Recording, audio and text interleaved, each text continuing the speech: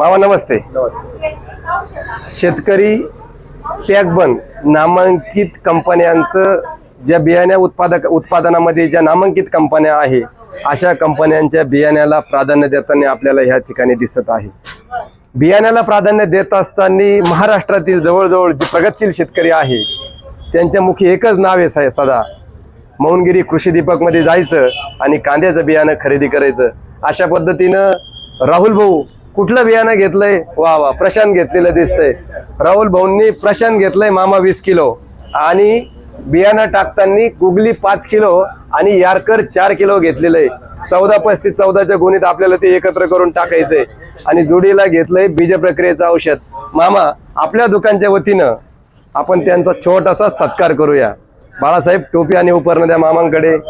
सागर भाऊ नमस्ते. नमस्कार मामा, हे कानाळावरून आले. सागर दरवर्षी आपल्याकडून बियाणं नेतात.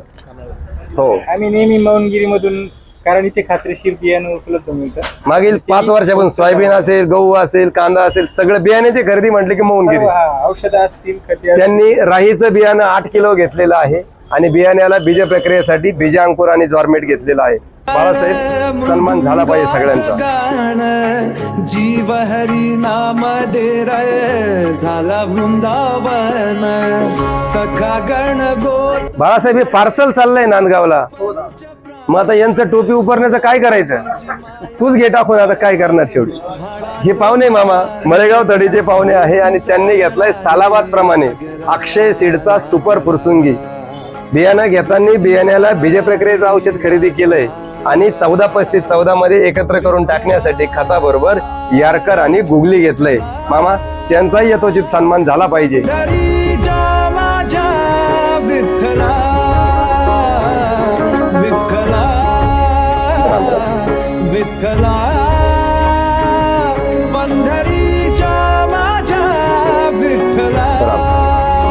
धन्यवाद.